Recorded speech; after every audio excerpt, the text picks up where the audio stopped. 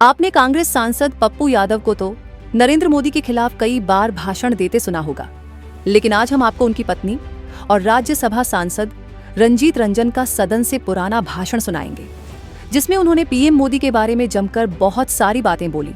तो सुनिए उनके भाषण को और बताइए कैसा लगा उनका भाषण। फाइनेंस मिनिस्टर और ना ही मैंने बहुत ज़्यादा इकोनॉमिक्स पढ़ी है। कुछ प्रश्न है, मैं रिक्वेस्ट करूंगी कि अगर नोटबंदी एक बहुत अहम स्टेप था गवर्नमेंट का, तो निश्चित तौर से एज अ वुमेन पर्सन भी आप आज ये भूल जाना कि मैं एमपी हूँ। मैं एक एज अ महिला और जो गांव में देख रही हूँ लोग मुझसे प्रश्न कर रहे हैं, मैं 2-4 प्रश्न करूँगी। अगर अच्छा लगे तो आप पूछने देना, अदरवाइज आप माइक बंद कर सकते हैं।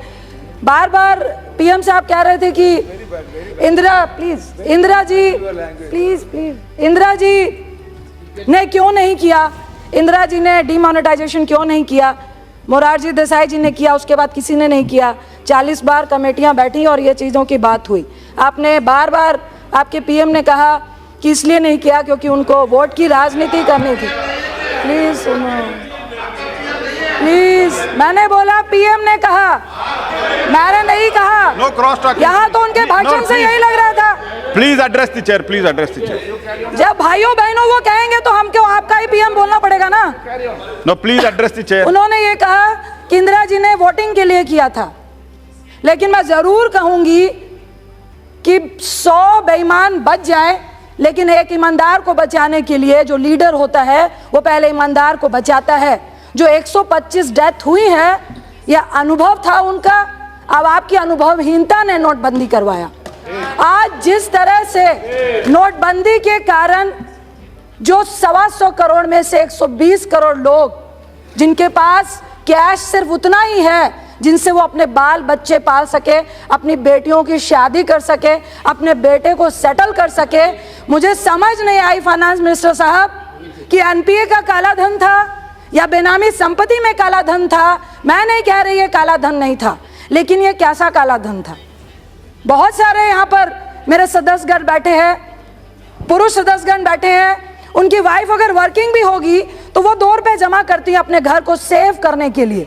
2008 में मनमोहन सिंह जी ने अपने देश की आर्थिक स्थिति को तभी मजबूत रख पाए थे क्योंकि उन्होंने ये कहा था कि हमारे हर व्यक्ति के पास कैश होता है, और ये वो काला धन और वो क्राइम वाला काला धन नहीं है।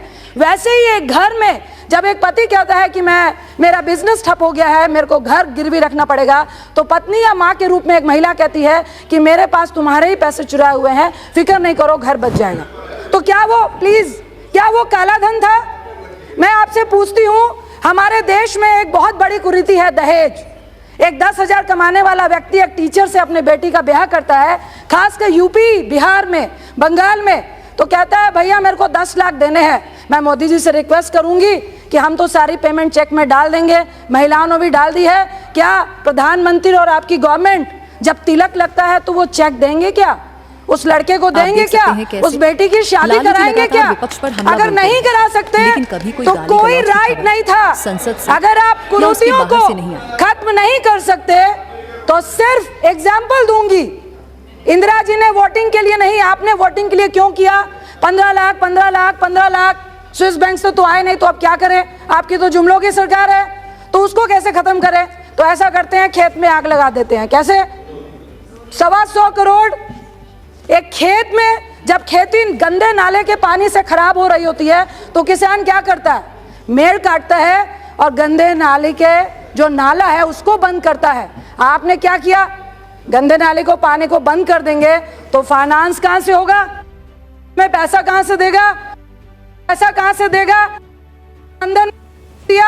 लेकिन लोगों को तो बताना है कि हम काला धन लाने के प्रयास में हैं। तो पूरे देश को, प्लीज सुनो, पूरे देश को लाइनों में खड़ा कर दो और फिर एक बार लोगों को मूर्ख बनाओ।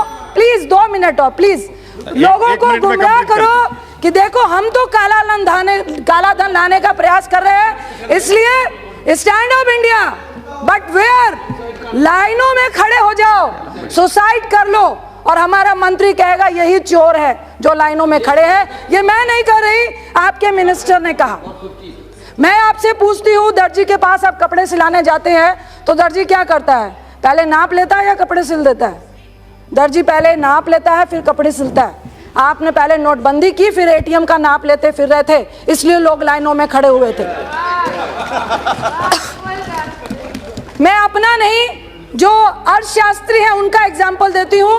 उन्होंने कहा कि आपके सामने जो काला धन था, इसको हम भी एक्सेप्ट करते हैं, लेकिन आपकी आंखों के सामने उन्होंने बैंक में अपना काला धन डाल दिया, जो कम से कम ब्लैक मनी कहलाता था, आज वो व्हाइट मनी कहला रहा है। कैसे?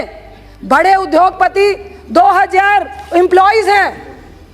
शायद मैं बहुत पढ़ी लिखी नहीं हूं, मुझे समझ नहीं आ रहा, लेकिन लोग ये कह रहे हैं और ये फैक्ट है। और प्रोफेसर अरुण जी ने भी कहा कि उन्होंने 6 मंथ की तनख्वाह दे दी अपने एम्प्लॉइज को। एम्प्लॉइज मोदी जी से तो कहने जाएंगे नहीं, क्योंकि मोदी जी पेट में भोजन नहीं दे रहा है, उनका बॉस उनको भोजन दे रहा है। अगर उसकी 50,000 20,000 तनख्वाह है और 6,000 उसको एडवांस दे दिया, तो सारे पुराने नोट 2.5 लाख तो उसने जमा कर दिए।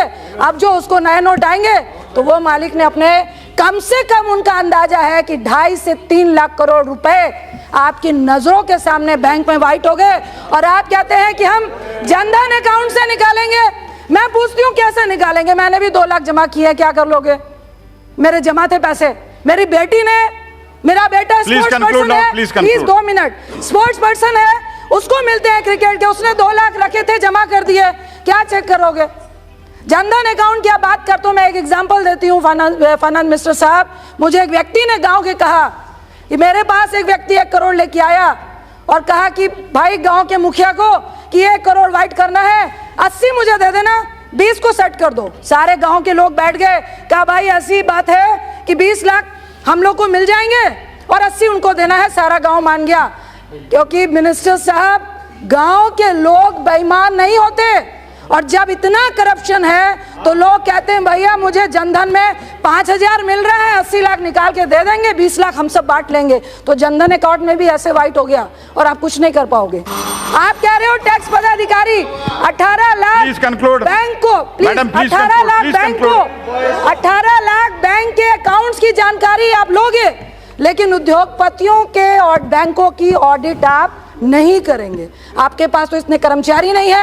आपने नए तरीके के 2 भ्रष्टाचार दिखाए, एक बैंक भ्रष्टाचार और दूसरा ये जो अब आप इनकम टैक्स के जो इंस्पेक्टर राज को शुरू कर रहे हैं, ये सिर्फ लोगों को त्राहिमाम करना है। मेरा लास्ट में सिर्फ प्रश्न है एक मंत्री जी से कि मंत्री जी, फाइनेंस मिनिस्टर का मुझे नहीं लगता ये डिसीजन था, ना ही आरबीआई गवर्नर का था, क्योंकि आरबीआई गवर्नर का भी काम उस दिन पीएम ने कहा था, आरबीआई गवर्नर ने किया था, जो अनाउंसमेंट आरबीआई गवर्नर करता है। फाइनेंस मिनिस्टर का भी जो बजट की स्टेटमेंट थी वो सब 31 दिसंबर को दे दी थी।